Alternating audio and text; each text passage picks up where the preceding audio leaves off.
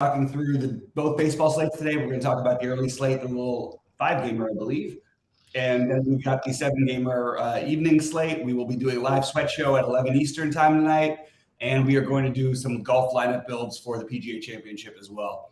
Sheets, how you doing? I had a losing night, but I did end up like cashing in the 888 and stuff, but still was not a good night overall for me. It wasn't like awful, just could not get any pitching. And I did drop down to like 35% Lynn, but for some reason I didn't end up with him in any of my Arizona and Oakland stacks. So it was not a great night for me. Why don't you talk about yours real quick, and then we'll jump into the slate. Yeah, I did not have. I had a good night from the analysis perspective, but for some reason I just didn't have enough of like the Gausman-Lynn combo. Like I cashed in like the ball four with like Gausman and Verlander. Verlander ended up with negative 0.75. Because I did end up with like the 50% of the Arizonas who just, who did really, really nicely. But even that game, I had like a zero with Longoria, so it was weird. I should have executed better. I got a little wimpy and I played a little bit too much of the Cincinnati, Colorado. And you get punished for that sometimes. So I'm ready to get into today. Two very reasonable slates, I think. I kind of like the 5 and the 7. I do. Mm-hmm. And just so you guys know, I'm going to be gone Thursday to tomorrow through Sunday, as far as being able to be alive and stuff like that. But I did put up my MMA video already for DFS. I'll probably put a betting video up as well, and you guys can root for me in my MMA qualifier, which round 8 it seems this week is the last one that gets to the final, to the live final. We'll see how that goes, and you'll hear from me over the weekend, but I'm just not going to be like present live and stuff. Yep. Yeah. No, I hear you. So. All right. Well, it sounds good, man. Let's call it up and go through the early slate, because I'm just trying to get my decisions. Are we going to have anybody on with us, or we're just going to go just the live sweat tonight? Well, tonight's just going to be us with the live sweat. Okay. We didn't have the chance to set up the other stuff. Okay, sounds good. But what do you have? So what do you have first? You have the Minnesota, LA. So let me jump over there really quick, because I was, of course, on the wrong game. Of course. Dustin May and Sonny Gray, both obviously good pitchers. I think that you're going to try to find ways to get different on this slate. That I actually think that especially the Dodgers offense, but both offenses to some extent, makes some sense. Sonny Gray, like I said, good pitcher, does occasionally get hit around a little bit, and he's been really good lately. We haven't seen that hitting around in a while. But I do think that the Dodgers, throw a good righty against the Dodgers on a small slate. I'm usually willing to take a chance on the Dodgers. So that's just what I'm thinking about doing. And I think that Dustin May is completely viable. I don't think I'm going to play Sonny Gray against the Dodgers here. I didn't like the lineup the Dodgers put, so I got off I was into the Dodgers last night. I got off all of my Dodgers stuff when I saw the lineup they released, with no Will Smith and Jason Hayward batting third. And to be honest, that's probably what I'm going to do again today. I don't think they're not going to release that same lineup, but give me Vargas and give me Will Smith back in the lineup, and I'll at least take some shots against Sonny Gray. Whether it'll be a full stack, I'm not sure, but I don't mind taking shots with the Dodgers in the slate where you're going to need to try to get different. I'll tell you what I like doing is again, like the night before, if I'm up or whatever, just kind of on tilt and I want to look ahead, I'll look and see what kind of what I would think of the pitchers and the hitting and stuff like that before I look at any projections or any content and stuff. And when I first looked at the slate, the two pitchers that, at least just on eyeballing it, that I would have liked were Darvish and Dustin May. Those are the two guys that I kind of looked at. I just came up with reasons not to play anybody else. You know what I mean? And I thought it was actually pretty clear. Now, obviously, now that projections have come out, I'm probably like all over the place, and I'll probably talk myself out of a lot of stuff. But I have May right now as kind of like tied for 3rd/4th. Okay. But I can't imagine why I wouldn't, bump him up a little bit. Just I don't know. It's not like there's a zillion great pitchers on this slate. So I think May's. I would definitely play him. The Dodgers, it was really funny. When I first looked at the Dodgers this morning, I was saying, okay, I think maybe the Dodgers, it's kind of a low-owned thing, but then it's 5 games. How low-owned can they be? So I'm probably going to end up, they'll be sort of on the outside looking in. So well, they're going to be extremely low owned. Yeah. Yeah. So again, right now, probably going to end up with just Dustin May, not getting to Sonny Gray, not getting to Minnesota, probably not getting to the Dodgers. Yeah, and for what it's worth, because it's a small slate, I'm going to throw out a couple of one-offs that I don't mind from these games, because I don't think that, like, it's 5 games. I tend to, the real non-stacking comes in at 4 for me, but or not fully 5-man stacking, or even 4-man in some cases. But I do think that Buxton, Gallo, and Kirilloff, if you're not playing May, are all very, very solid plays.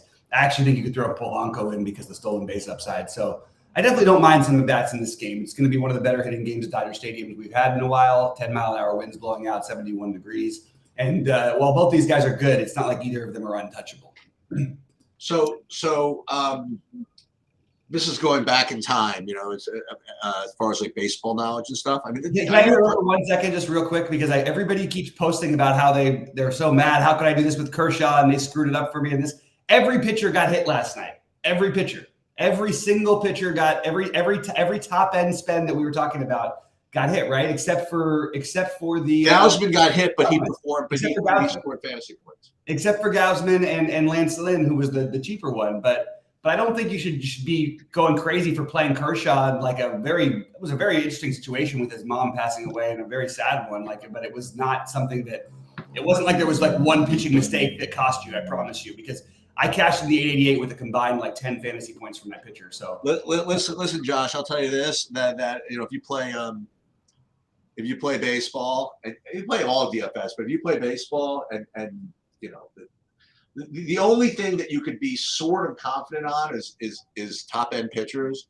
So if you're gonna get upset at playing a top end pitcher that happens to have a bad game, that's I mean, you're setting us up for a lot of disappointment, because it's hard enough to find consistency with hitting, and if you have the top, if you have guys like Kershaw, that's what you're gonna do. You're gonna have to pay $11K from sometimes. We talked about it yesterday.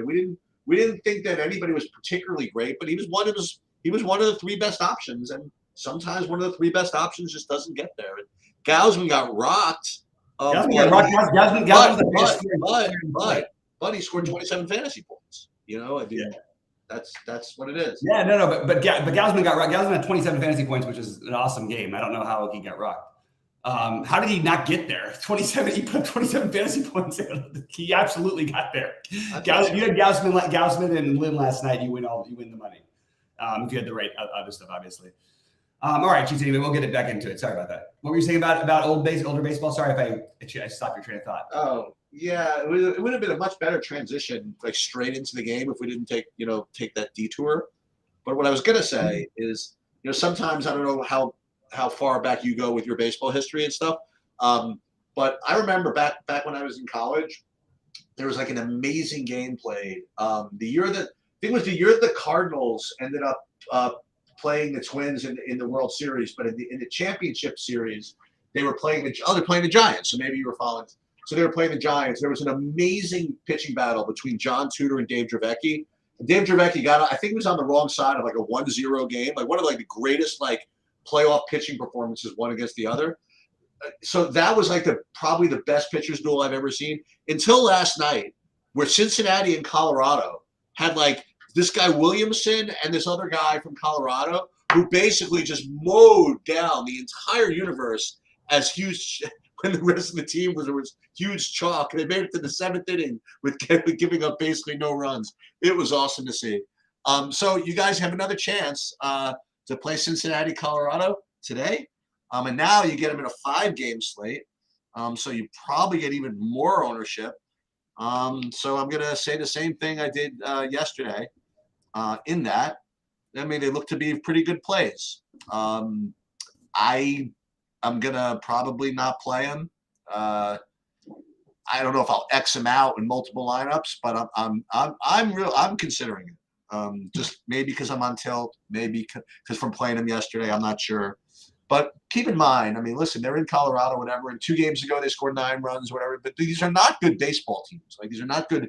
They're not good hitting teams. So you get them a huge chalk. It's not usually the right thing to do. So I'm not going to play Gomber. I'm not going to play Ashcraft, but I'm probably going to tilt fade both sides in GPPs.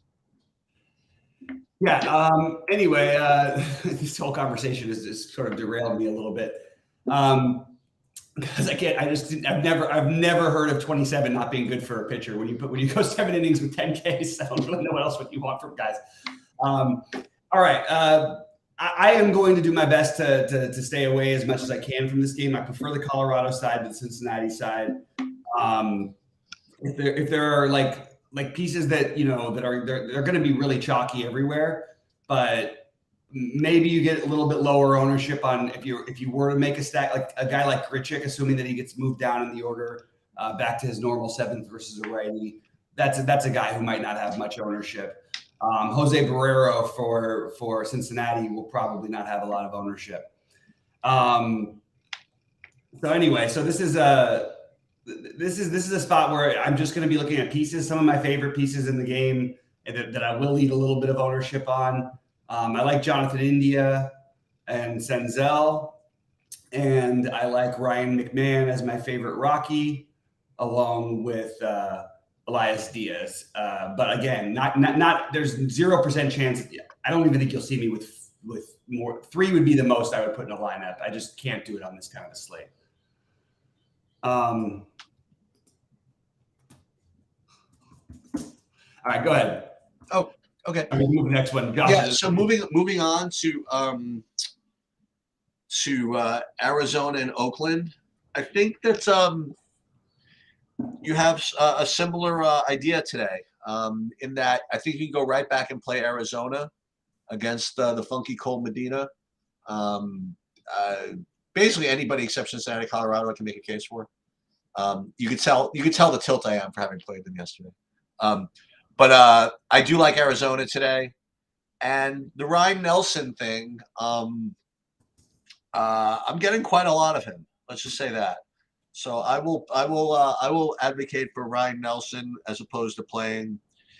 Not as opposed to play, but I could play him with Darvish. But I'd rather play him without Darvish.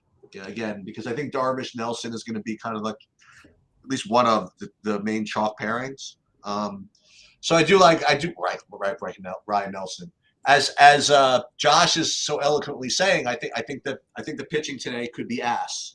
So when the pitching is ass, I don't mind Ryan Nelson.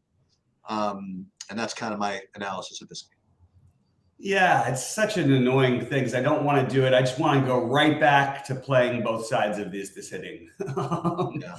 That is what I want to do. Now, I don't think that's going to be especially like crazy off the board. Well, it is maybe enough. I think that's the thing that I like so far the best. I'll try to find the bet, like whatever. Ryan Nelson, I get it. I understand that he's cheap and we can use cheap pitchers because we don't have anything really exceptional at the top. But I just am simply siding with the bats as of right now. I still may end up using a guy like Nelson, but that's only if I somehow end up not on Arizona and Oakland, which is hard for me to believe that I won't, because I'm just going to go right back to it. Both these teams Oakland has the worst bullpen ever. Both have shaky-ish bullpens. Both teams' offenses, I feel like, are a little underrated. What I like about the Oakland team also is they have multiple ways of getting there, as they do run a lot. So I actually like the idea of getting a lot of exposure to this game, and that is my current plan of the teams I'm going to attack the most. Individual bats: Corbin Carroll, Ryan Noda. The problem is you always have some pinch hit risk with him, but should embrace it on a 5-game slate. Brent Rooker, JJ Bleday. There's a lot of bats. Christian Walker. I am very on the side of trying to get after this game. And look, if you want to take the other approach and say, okay, well, the pitching sucks, so we'll play Medina or we'll play Nelson, that's fine. But I just like the offenses too much here for me to get too crazy excited about it. That's where I'm at. It's funny. My son is home for the summer now. And this is, You didn't go away to college, right? So you don't know this dynamic quite as much. But what I went to happened college. is, oh, I didn't know. I thought you. I didn't know if you No, went. no, yeah, I I was didn't think you went away to college. I stopped going to school when I was 13, but then I came back and went to college for a couple of years. And then I But did you like travel? I mean, were you like away? No, from no, home? no, no, no, no. Well, that's what I'm saying. No, the point I was making is that he was away, and when he's living at home, and then we kind of are in charge of him. We teach him things, whatever. And then he goes away to college, and you just kind of whatever. And usually when he comes home, either for anything, he's cursing more. He's doing. I have to kind of just try to wrangle him as much as possible.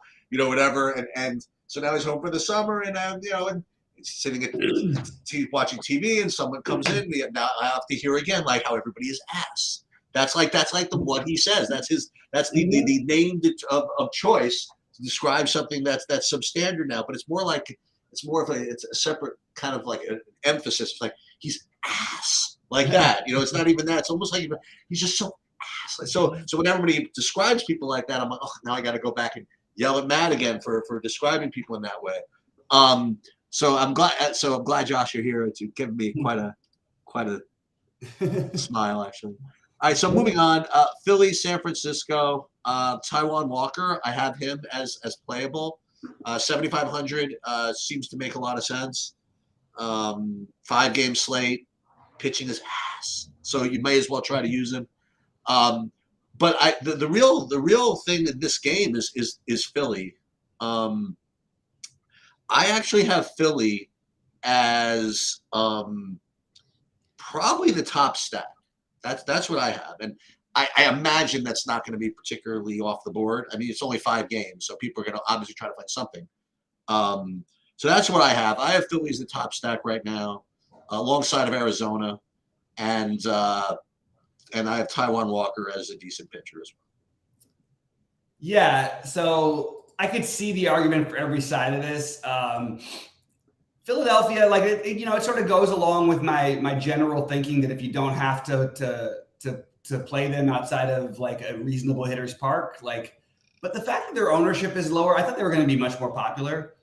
They definitely belong in the conversation. I'm not sure what's up with Stripling, and I also don't know how long it'll go, so it could turn into like a little bit like you might see like 4 innings out of Stripling, and then like 1-1-2-1 kind of a thing for San Francisco, which makes it a little bit less appealing. But the fact is, Philly has guys like Schwarber and Harper who could hit the ball 7 miles. Doesn't matter what stadium they're in. You obviously have an elite catching option with Rio Muto. And as far as Taiwan Walker goes, I have some interest in Walker, but I also think that you could make just a case for the other side with San Francisco here. It's probably really, really not that different than Philadelphia. Now, they're not as good a hitting team as Philadelphia, but Taiwan Walker gives up plenty of bombs. You've got really affordable guys in a Conforto, Lamont, and Wade. You've got a pending star guy coming up in Tiago Estrada, who's looked really good this year. You've got cheapos like Casey Schmidt or Crawford. Haniger's cheap. So I can see both sides of the hitting in this game as well. What I will probably lean with is I'll probably have a little bit of Walker, and I'll probably have a little bit of both sides of this game. I just like the Arizona game slightly better. What's weird is that these games are played within, 7 miles of each other. And somehow yet still the Giants just managed to find their way into like 10-degree worse weather. Like it's always a little bit colder in San Francisco than it is in Oakland.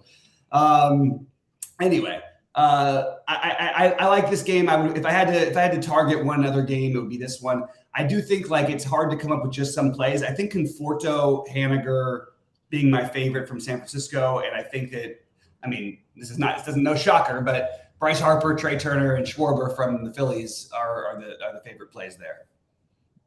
And you can do some weird stuff on 5-gamers where you don't necessarily need to full stack. I'm just going to throw that out there. And other people don't agree with it sometimes. I'm telling you, especially on these 5-gamers, you can definitely do well with not getting the full stack. In fact, not my first one actually. It was my third big giant win ever was like a no-sensical like 2-2-1-1-1 kind of a deal on the 5-gamer. So it just is one of those things. You can take your pick, but I do think the next best, the best pitching option is in this next game. I guess I'll lead it up. Oh, here, Sheets, you lead it off. I guess I'm out of sync here. Yeah, Darvish is going to be 60% owned, and I kind of want to kind of want to play Kansas City. I'm not going. I don't know what I'm going to actually do, but maybe I get that game where Darvish walks like Bobby Witt 3 times and he gets 7 stolen bases. I mean, I don't know. Yeah. That's definitely in the offing. You got Pasquantino at 3,700. You got Perez or whatever it is, and yeah, I mean, Darvish is rating to be the best pitcher. But I'll tell you this, and this is the shout out for Josh. You get 27 on this slate, you win. Yeah. And like Darvish could be the highest scoring pitcher on this slate with 15. That's another thing to think about. But he's going to be 60% owned plus. And I'll put it to you another way. I don't want to play Darvish with anybody from Colorado or Cincinnati. How about that? If I play Darvish, it's going to be with I know this would be fitting. You play Darvish with the Dodgers or something like that. That's what you could do. Kind of like revenge, sort of like, you know what I mean? Like Darvish with the Dodgers without him realizing it, right? So that's how I'll play Darvish. I almost wonder also if I can get away with. Now it's too big of a slate, and he's too expensive. I'm just kind of into like the Bobby Witt getting 3 stolen bases this game theory. But it could work. It could happen, by the way. What? It's not a bad matchup for it as long as he gets on base. That's what I mean. I mean, just don't swing. Let Darvish have one of those games where he just can't find the plate. You know, work the count. You know, and then get 3 stolen bases, and then get him out of the game. So yeah, Darvish is the best pitcher on the slate, and he's going to be the most popular. And I'd love to not play him. I guess that's the best I could describe this. As far as the other side, this bullpen game, obviously I'm not going to take any of these pitchers. And the for Kansas City and San Diego is certainly in play. They're always in play. So San Diego and Darvish, I suppose, but it's all about construction. And when after you finish and then go through your thing, what I want to do for everybody, I want to do a SaberSim build just to kind of see what I would get here. Yeah, and I want to add a little something. Like I think that if you're playing 150, so I like Darvish. Darvish and May are the pitchers I have the most interest in, with Gray and Walker being the next 2.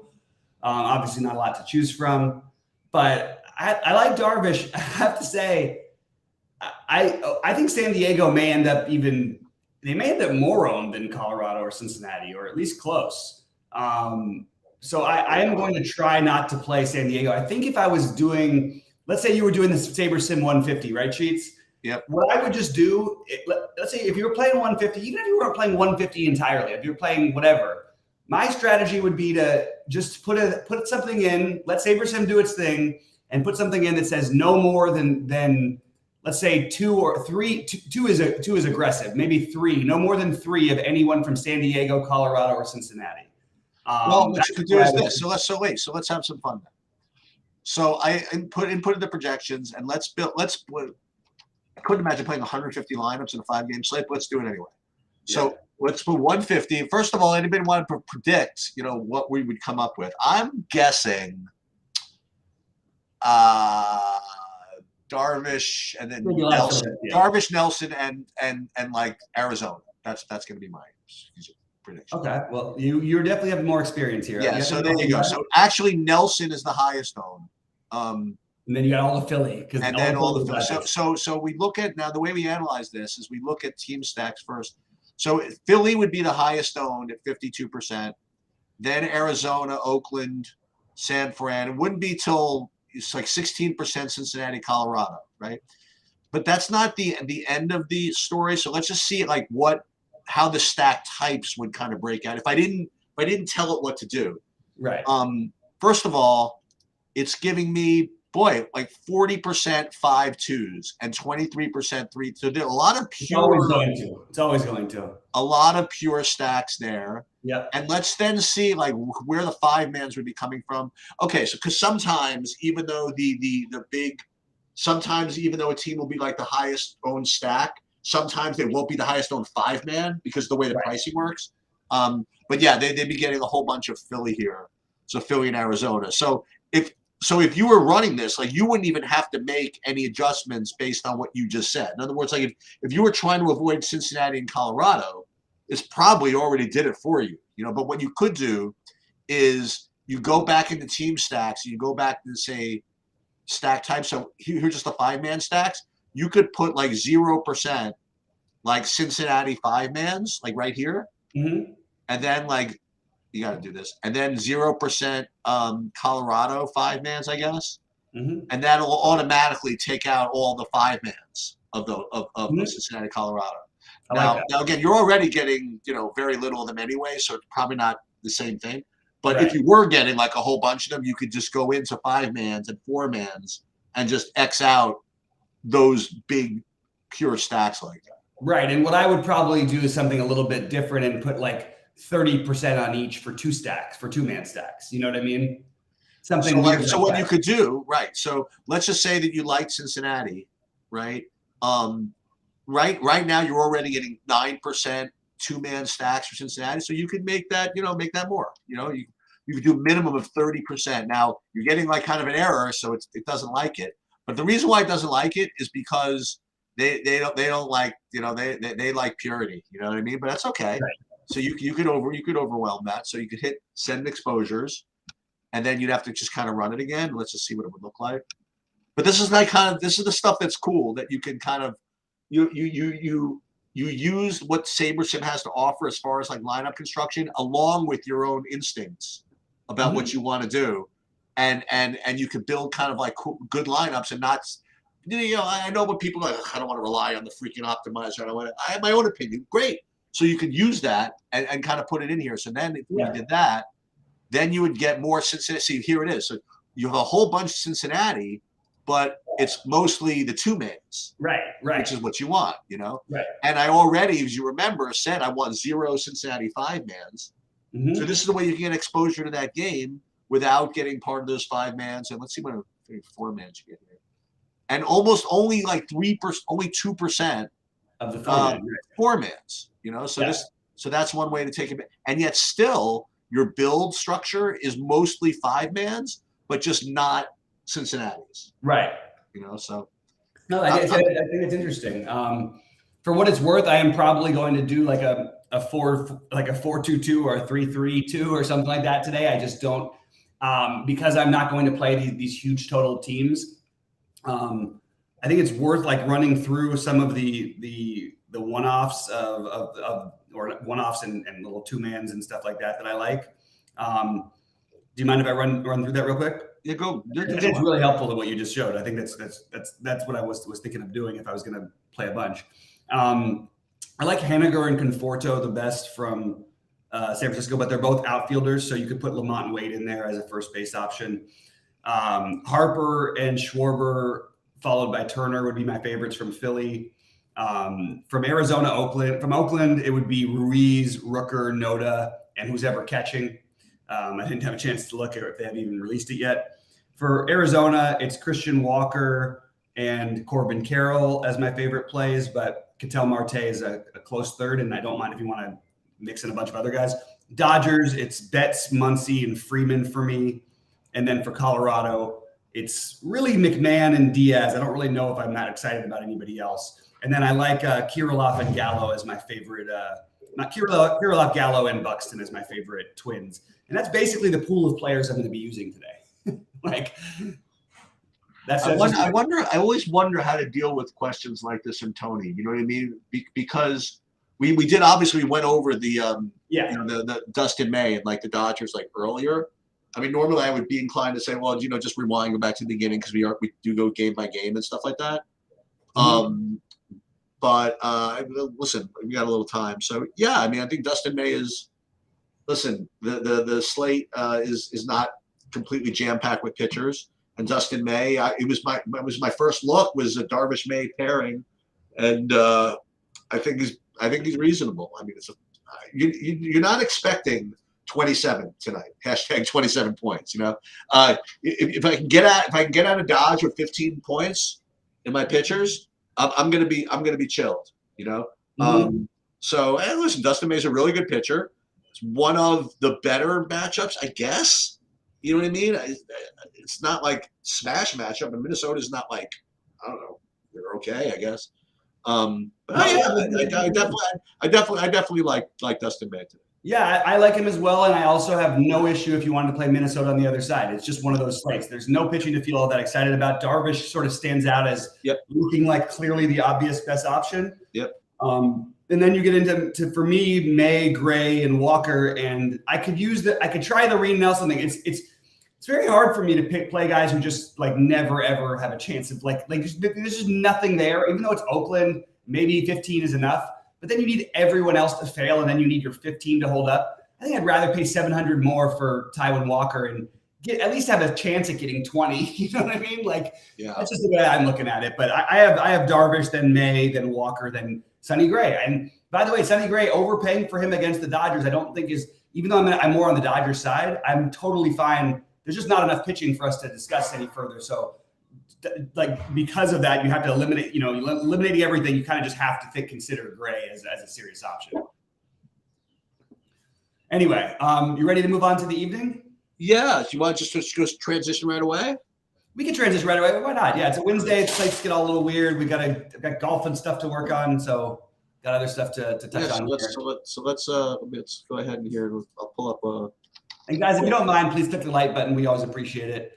Will Myers going to hit a bomb today. That's not a hot take at all. You can't take a player from the Colorado game and expect it to be. It's a little bit more of one because it's Will Myers, but I don't think there's any sort of a hot take of playing. Oh, yeah, and he's moved up to 6th and he's facing a lefty. I don't consider that to be a hot take of any kind, but maybe he does. I don't think he does. I'm just going to point out, by the way. You know, when I look back at this sheets, the only pitcher of all the pitchers on this slate that I believe he's the only pitcher who had a complete game, who's had a quality start 3 starts in a row. I guess, yeah, the only pitcher on the slate with a quality start 3 starts in a row. Do you know who it is? No. The first slate, Austin Gomber. Yeah, good luck. As I point out every single time, this guy is just a better real life pitcher than people think. If you're going to be considering these other guys, yeah, why not? Why not? Why wouldn't you consider him against one of the worst offenses in baseball? He's put up 15 or more in 4 straight games. He's 6,100. He's cheaper than the other guys. And he's actually a better real-life pitcher than either Reed Nelson or Luis Medina, at least at this moment. So just throwing that out there. There's your get weird pitcher if you really want to. You don't need it, but I think it makes as a very wise man once said, the pitching is ass today. So Austin Gomber is going to is definitely more in play. Listen, Austin Gomber is more in play on the afternoon slate than on the evening slate. If you were going to be on that one, yeah, he definitely would not be in play on the evening slate. So we got the game starting at 7 Eastern tonight. For what it's worth, I know there's some other games in the middle. I kind of like that the MLB has done that. I just wish that we could find a way to get like all the slates being kind of a little more action, I guess maybe. All right, New York and Toronto, your Yankees. So just in case you didn't notice it, I don't know what Gausman's ownership was, but I listened to 3 other shows during the day yesterday, and all they could bring themselves to talk about was how the Yankees are stealing signals again. And again, according to them, because it's mostly people who protect the Astros for some reason are trying to always indict the Dodgers and Yankees with like little to no evidence. And everybody's like, well, we can't play Gausman against these Yankees. They started using it again. They started using this stuff again because their offense was struggling. Stuff like that, you just got to drown out. I may have even let it affect me too much, just overhearing why he was such a bad play over and over again. Because I'll tell you what, I would have loved those 27 points last night. I would have loved 27 from both my pitchers combined last night. And I still was able to cash in the 88 without it. It was just anyway. So Chris Bassett puts up one of the games of the year, and they drop his price by 800, and he's got the Yankees, and then you've got Garrett Cole against the Blue Jays, which is no picnic. Sheets, what are you thinking about here? Well, I mean, you got to talk about Cole in terms of Strider, sort of, So Cole is 11.5. He's got a big ceiling, and you're probably gonna, I imagine you want to access either his or Strider's. I don't think you can play both. I imagine that Cole is going to end up being lower owned than Strider because of the matchup. So I could certainly argue that Cole is a good play. as far as the sign stealings go, I mean, I've been really busy. I haven't had a chance to watch any of the videos and stuff, but apparently it's something it's been in the New York area. People have been really talking about it. Like the judge and something like that. He glanced at something or other. I didn't really know much about it, but I just heard people referring to, even on the radio broadcast of last night's game, actually. So it's something, I don't know what it is, but whatever. I think Bassett at 7,400 is perfectly reasonable. Listen, I mentioned Strider and Cole. We're gonna get to, again, the obvious pivot in a minute, but I think that if you want to pay down, I think that Bassett's totally fine. So I like Bassett, I like Cole, and I'm not getting to the hitting. Yeah, and it's, you've got an interesting situation. One thing against this Jays team, Garrett Cole has a pretty huge history against this team. 224 at bats for the players who've been hitting less than a 30% K rate, which you don't see with Garrett Cole for a lot of teams. It's almost always in that mid 30s. It feels like for most teams. And he's given up a ton of home runs. What you do kind of like is his walk rate isn't terrible at around 7%. Actually, I think it might be closer to 8. I'm just trying to figure out whether or not it would make sense to play him. I guess I do think that people are actually on the same perception of him. You're going to get him low owned. I think that it's probably worth taking a shot. So lower owned than we're used to getting him considering the size of the slate. I still think I prefer Bassett, all things considered, but both these guys are definitely on my list, and I'm just going to have to weigh it out and see where they end up, because as of right now, they're just two guys for me that I would rather not play in this matchup, but we don't have 50 guys to choose from like we did yesterday, which, by the way, didn't matter because I couldn't get the right guys anyway. But anyway, I just feel very, very wish-washy about taking them. I also don't have a particular interest in trying to attack them with bats. I don't think there's anything wrong with taking like a one-off of, Vlad Guerrero. It's a problem is like you're not getting a price discount like they used to do. Like Vlad has completely owned Garrett Cole, and I don't really see why it would stop. Garrett Cole only with 3 strikeouts and 30 or 28 at bats against him. 5 extra base hits, 2 home runs for Vlad. He's 10 for 28. I don't mind if you want to do a one-off of Vlad in this game. That's pretty much all I have. Other than if you wanted to play Judge, I'm not going to fault you for that one either. All right, Seattle, Boston. What do you got?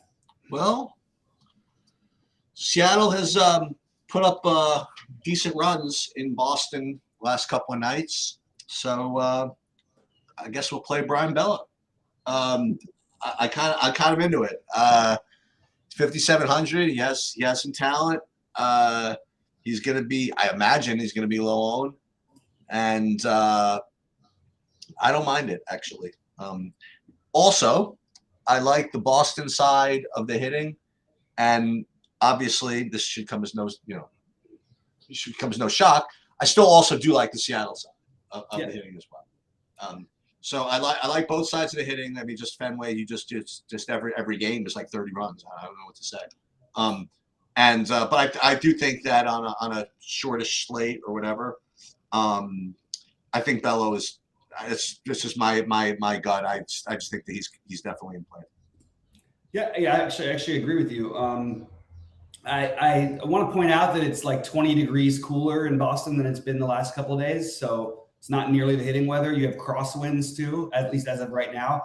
They're pretty significant, 13 miles an hour. If they shift and somehow we're heading out or in, that's going to depend on, a little bit what you want to do. If they stay crosswind like this, it's not really going to affect that much. But the 51 degrees is not the ideal hitting conditions like we've had.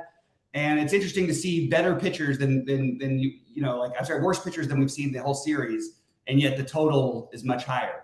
The total is much lower. I think both of these teams are completely reasonable for stacks. I'm more on the Seattle side than the Boston side, but I also don't mind the Bello idea. And I think you're going to have, a fair bit of chalk here. And because it's cold weather, I will try to use that as a reason to maybe get off of some chalk and look for something better a little bit later. All right. So Tampa Bay, New York sheets. There's a lot of New York, all the New York teams. All right. Why don't you jump off with the New York here? Yeah, I'm passing on the Senga. I'm passing on the Fleming. I might play Tampa. That would be that was my initial look at this. Tampa, and no Senga, no Fleming, no Mets. I actually have Tampa as one of the top ideas, and that's kind of a little scary. I think, I don't know. So that's what I have. I got right now Tampa and neither pitcher. I actually, it's funny. I had the same exact initial first thought. The problem I'm having with this is you've got like almost 20-mile-an-hour winds blowing in from left field. Okay. In New York, already a terrible hitter's park in 60-degree weather. I think if you're playing hitters in this game, you should try to stick with lefties. Unfortunately, from the Mets, you can't get any, and I would actually have had some interest in the Mets, but I'm not going to get there. And even with the better pitching conditions, I still don't think I really want to play either of these guys. Senga is, I don't mind if you want to take a shot at him. It's fine with me. I just personally don't really want to. However, it is, I mean, that does suppress a lot of power, but he's going to face how many lefties? 1, 2, 3, 4, 5, 6. Yeah, I guess he deserves consideration, but I would rather do something else and play Brian Bello, than probably pay all the way up. So I'm probably going to be off of that as well. All right. Let's talk about we got the Corbin Burns and back to the. All right. So I guess I'll jump off with this one. Corbin Burns, we've seen the good, the bad, and the ugly so far this year. Historically has had a little bit of struggles as it comes in division with St. Louis. It's going to be hard for me not to have him as one of my guys today, just because one, you're getting him at slightly lower ownership on a small slate against a team that's chock full of righties, who's been red hot, and I feel like the perception keeps his ownership lower. 78 degrees, really good hitting weather from that standpoint. A little bit of wind blowing, only 5 miles an hour, nothing that we should go crazy with. The Brewers have been like the worst team in baseball, and they, in terms of they strike out the most against lefties of any team. And they've been really bad against lefties this season. I'm wondering if they might shuffle up their lineup pretty soon. I think they've got some pieces that I wouldn't mind getting to. I think I'm more on the Brewers side of this one than I am on the Milwaukee side. And I don't think anyone's going to play the Brewers because of, again, a little bit perception. Contreras, maybe not even as a full stack, but Contreras, Adames, and then you add like a third piece, like either a Tyrone Taylor, maybe they move him up in the order or something like that today, or Brian Anderson, I think makes some sense. So I don't mind a mini stack of Milwaukee here, and that's what I've got, Burns and a little Milwaukee. I have Milwaukee as well, just barely on the outside looking into the top ideas, but definitely in the mix. And Burns always, he's always on these slates with 2 12K guys. And he's always a perfectly good lower priced pivot, and he's probably a really, really good play. Like you said, sometimes he's really, really great. Sometimes he's really, not as great, but he's really freaking cheap. You know what I mean? Like he's 8,600 for God's sake, Yeah. So I definitely like him. And not getting to St. Louis, not getting to the Libertarian. It's just Burns and Milwaukee for me. All right. Yeah. Arenado really is on fire, by the way. He is. No joke about that. All right. So we get Strider. Like, this is just, let's not overthink this, people. I don't feel like this is a whole lot of discussion who the best pitcher on this slate is. Certainly the best pitcher given everything considered today. Strider is definitely my most well-liked pitcher. I don't understand the people who keep saying, don't forget about Texas. Texas is about to get better, though. Seager's back. We thought he'd be back yesterday. I thought he'd be back yesterday. He's back. Yeah, he had a stomach virus yesterday. Yeah, should be back today, though. He's been out for a while, and that lineup is, this Texas team. There's some pieces there. If Jacob deGrom ever pitched a baseball, maybe they would have something.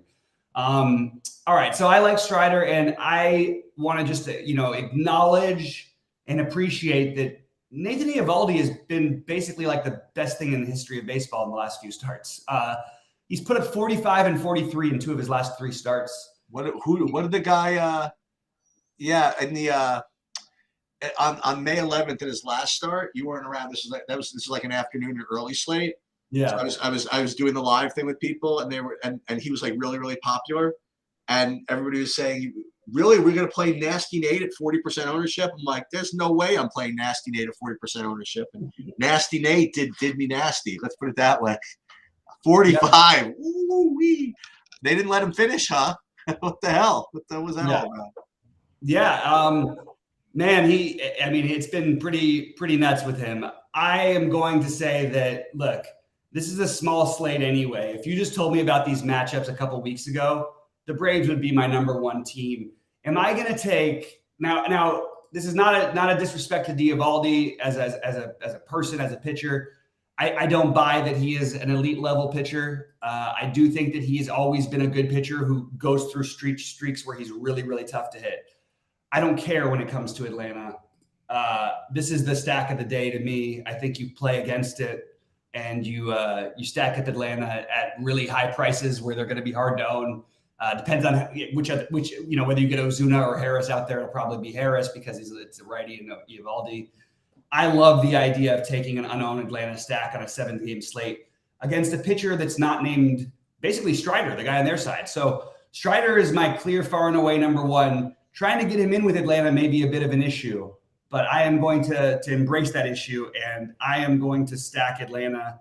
Maybe because I give Vivaldi some respect, I only make it a 4-man stack or a couple 4-man stacks.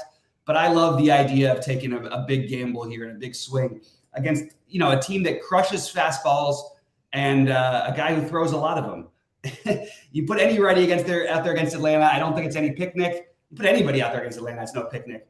I like this a lot. I like that you're going to get no ownership on it. I'm going to be very, very high on Atlanta today. 333 pitches in his last 3 starts. It's a lot. Hey man, we had the Dodger World Series game with him where he came in and he pitched the 10th through 18th inning. Even though the Dodgers won that one in the World Series when he was playing pitcher for Boston, but he was like, again, it was another one of those off the bench after 2 days or 3 days rest, and he throws like 100 pitches, like after throwing 100 pitches. He has a weird thing. I think there's something in the water with him a little bit. I want to know, they were up 4-0 in Oakland. Yep. I want to know what kind of trouble he got in to pull him with 1 out to go for another complete game shutout of up 4-0. That's an interesting question. Maybe there was an error and the walk and the hit came in that inning. Maybe the bases were loaded and there was a lefty coming up. I guess something like that. It's probably the only thing that makes sense, right? Yeah. So I'm not getting to Eovaldi, and I didn't even think about playing Atlanta. And now I'm going to. I kind of like the idea of playing a team that hits fastballs against the guy that throws it 100, who just is kind of like feeling it right now. Because if he's feeling it right now, he's just going to keep bringing it. And if you keep bringing it to Atlanta, you could that could be a mistake. So there's really never a team I don't like to stack Atlanta against. So when you give me the zero ownership, come on, man. I think we should definitely look at it. And also look at the I'm definitely going to force him. But also I want to point out one thing, and this is not to take, I don't want to take away from it, but if you look at Eovaldi's last 4 starts, look at who the matchups were. Eovaldi gets the start against Cincinnati. Cincinnati, the Yankees, where they had no Judge, no Stanton, and they went on that streak of where they scored like 3 runs in 5 games. Then he got the Miami, I believe it was. I can't even remember. Oh, no, Oakland. Just remember, this Atlanta team is not the same picnic as those guys are. He's also going to be popular, by the way, today. And I don't think there's anything wrong with using him because Atlanta has some strikeouts in there. I just personally am going to make my stance on the other side of this game. I also, by the way, this is I definitely am into the Eric Johnson idea, by the way, for a little bit of this. What's that? If you give me Seager in the lineup, I'll take a couple of Texases just for fun. Yeah, but I get a couple. I don't get just a couple. Yeah. I'm always okay with it. I'll just point out that even if Strider gets hit, he doesn't give up home runs. He has the weird combination of a guy who just doesn't run into power at all. So he's like actually a good pitcher. Strider? He might be the best pitcher in baseball. No, I'm just asking. You know what I mean? Like, I think he's legitimately. In DFS, we get all like kind of like whatever sometimes. his problem is he's going to have to figure out a way to not strike so many people out. Like he just gets himself into too many deep counts. So once he starts pitching to a little bit of contact, even though people won't like him as much for DFS, because that's what Verlander and all the Garrett Cole and all of them did to keep their careers going. But he's got to make people hit the ball and not miss so much, because it'll really, really prolong him, allow him to go more than 5 innings with 13 Ks. I'd rather, in real life, you'd rather have the 7 innings with 8 Ks and no runs or something. All right. Clevenger and Battenfield. What do you think about this one, Sheets? Okay, well, I got a couple of things. I have Jose Ramirez is on the bereavement list. I have Josh Naylor, who left with right leg soreness. So these are like 2 lefties. Yeah. And I've got Mike Clevenger at 6,000 or something like that. Again, not the maybe not the greatest idea, but it wouldn't be the worst play I've ever made. You get a depleted Cleveland team, and Clevenger at 6,500. I'm not opposed to that at all. And that's pretty much what I have from this game. So I'm all over the same thing. I actually am probably a lot higher on Clevenger than you are. I'll throw one out there for you. You get to face your former team. You want to add an extra little amount? Absolutely. For face your former team, you lose potentially. Looks likely that you're going to lose your two biggest power bats, and certainly by far not only by far your best hitter, your hitter who's better than any other 3 players in your team combined in Ramirez. And while the Indians and all these things, the Indians don't strike out as much. You know what that means for Clevenger? Good news, because that means they're swinging earlier in the count, and that you don't have to worry about him walking everybody as much.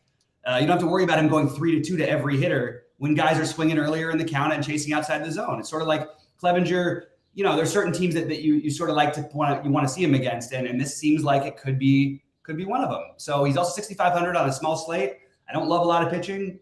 He's 54 degrees in Chicago. Side winds. I'm in on the idea of playing Clevenger, and I think that the White Sox are extremely viable. Even though I don't love the hitting conditions, they would be another team I would consider for a full stack today. Even though it feels gross to say out loud, but I do think that they've started to hit the ball a bit better with Tim Anderson back.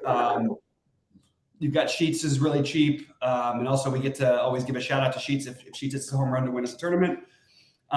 Jake Berger might be back in the lineup with immense power, immense strikeouts, but immense power. I think there's something to the Chicago stack. I probably would look at it as a littler stack because it's just I don't love the hitting conditions there, but I do think it's definitely extremely viable. And by the way, no, Bello is not a lock. Absolutely not even close to a lock. Nothing even near it. And also, before Sheets says it for me, there is no such thing as a lock, especially in baseball. That's what I was going to say. Anyway, sorry, Sheets. You want to start off with Chicago Houston? You had Fernando Tatis coming back from the injury list, and he was 2K leading off, and he got 0. So yeah, that's the way it goes. Yeah.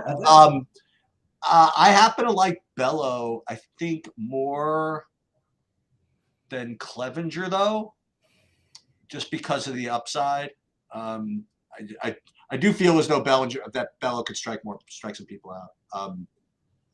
But then again, like Cleveland, they have I don't know, whatever. Probably shouldn't play either of these guys, but I might end up playing them both. So we'll just see how it turns out. It's probably going to end up being. I'll be freaking stubborn. I'll probably end up with Bello and Bello Burns or something like that. There you go. Now you got something. Bello and Burns. Yeah, root against Strider and Cole. That'll work. Anyway, last game. This is very interesting to me because I'm just gonna put it out there. I'm gonna do another one now, but I ran a SaberSim build based on my projections and based whatever before this, and you just take this for what it is. My highest owned stack was Houston.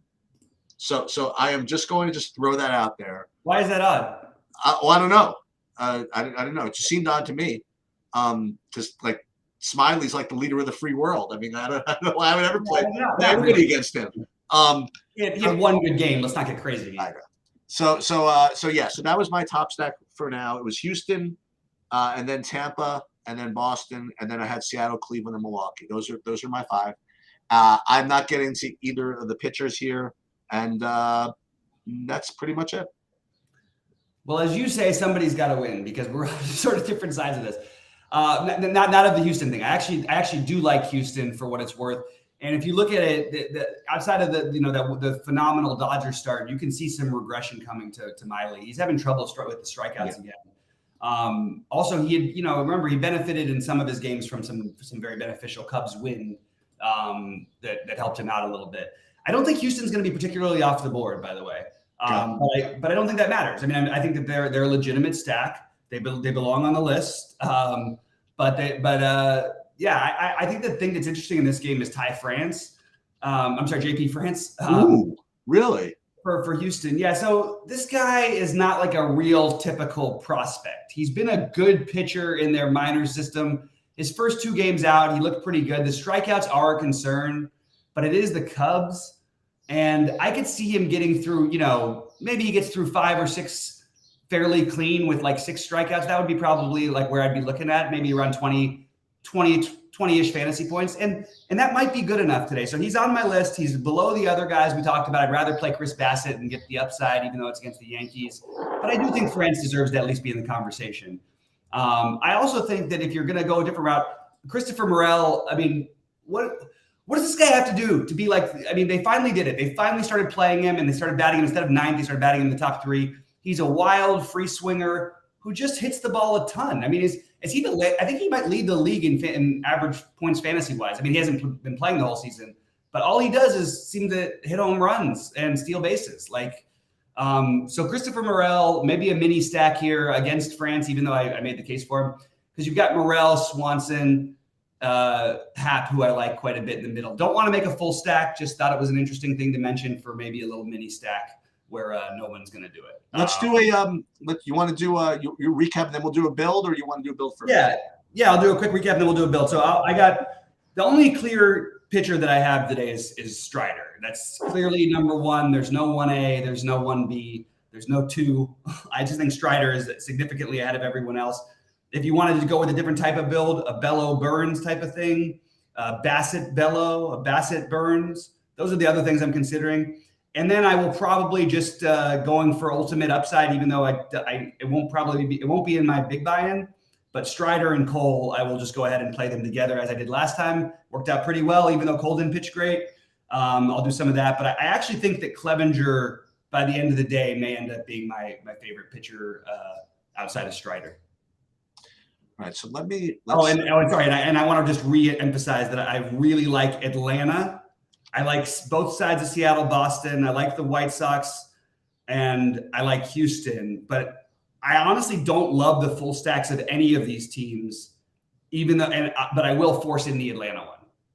All right, so let's build 150 based on the very, very recent projections from 5 hours ago that I put in there.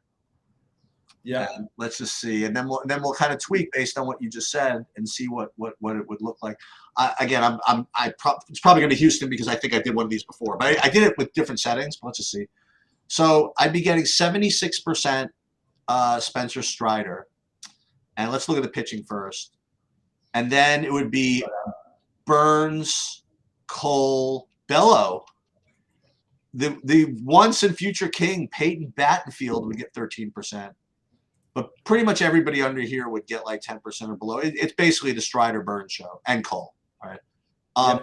With respect to the team stacks, actually Cleveland, of all things, would be the top owned stack at a tasty 46% with no Jose Ramirez and no Josh Naylor. I'm just reporting it. Yep. And then next will be Boston, Milwaukee, Seattle, and the Yankees. So what we could do now, before we do anything else, look at stack types. And again, I just point out why that's happening partially. Because Cleveland, because those guys are out, everybody on their team is they've got 5 guys who are 2K in the 2K range on their lineup. So that's partly why it's happening. Well, so let's take a look and we'll see stack types, mostly 5-2s, 5-3s as we expected. And let's just look at 5-man. So like, for example, let's look at some of these Cleveland five-mans, what they would look like. Yeah, I mean, look at these guys. Like Josh Bell is 2,800. Oh, they have this guy hitting 6. That's Arias at 2,200. Yeah. Yeah, that's kind of what's driving it. Not to mention Brennan at 2,100. So yeah, that's why it's creating all these things. They also might have that minimum cost shortstop come up today. There's a lot of things that are tied in there. Yeah, but I'm sort of into this Atlanta idea, Sheets. Well, so what you could do, so we'll have some fun. So let's force in. Let's just say we're going to force in, say, 20% Atlanta, and then let's force in some Clevenger. Clevenger, instead of 7%, let's force in maybe 20. Let's make 20% Clevenger. See what that does. And then the other thing, again, this is exactly what I do. Then the other thing I would do is I would see if there's anybody I would want 0 of, just for no reason. Like, do I need any Liberatory, for example? We'll leave them all in for now. So then what it would look like would still same thing, be Strider, Burns, Clevenger. I wonder if you put Clevenger in, if that will give you White Sox stacks. You know what I mean? I wonder if they like to do the correlation. They probably do to some extent. A little bit, yeah. They got like 8% of them now. But it still really wants to go for the cheapos. I like the Atlanta though. They went after the Atlanta. Oh, you put the Atlanta in. Well, yeah, I put a minimum 20. Yeah, my bad. And this is kind of what I kind of play around with when I do my own builds. Now again, you watch for lineups, like you said, Cleveland. You're saying they might bring up So my issue. This is part of my issue with 5-man stacks. I just want to touch on something like just a general point. So if you're going to make a 5-man stack of a Cleveland team tonight, like it's not even that yes, we understand you can get to, you can have a wild, terrible game from Clevenger, but how often are you getting the power to pay off? And now it's not a huge slate, so maybe you don't need all of it tonight. Maybe you just need the 6-run game where everybody's hitting singles and doubles. But how are you paying that off? How is Cleveland going to be one of the better fantasy scoring teams of the night?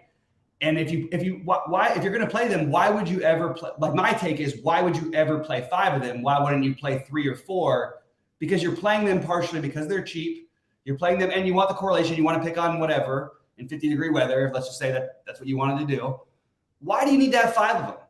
Well, this is what happens. So the reason what happens is now I'm filtering out. These are like all of the Cleveland 5-man stacks. What that lets you get is like these Strider Cole lineups, I guess. You know what I mean? Mm-hmm. So like 91%, for example, of the Cleveland 5-mans have Strider in them. Yeah. And then of those, almost half of those are both Strider and Cole, which is interesting. And you get a bunch of them with Burns and JP France. So you're right. Look at JP France. You like 23% JP France of the Cleveland ones, which is interesting. That is interesting. Anyway, should be a fun day of baseball. Then we've got the live sweat show to remind you guys 11 Eastern. Hopefully, I'll be you wouldn't mind tweeting that and putting that in the Discord and stuff too. Yeah. I'll get everything taken care of in just a bit. But yes, absolutely. All right, and Sheets, anything else before we get out of here? No, I think we're good. All right, guys. Good luck today. Thanks so much for tuning in early. Please like and subscribe, and we'll see you.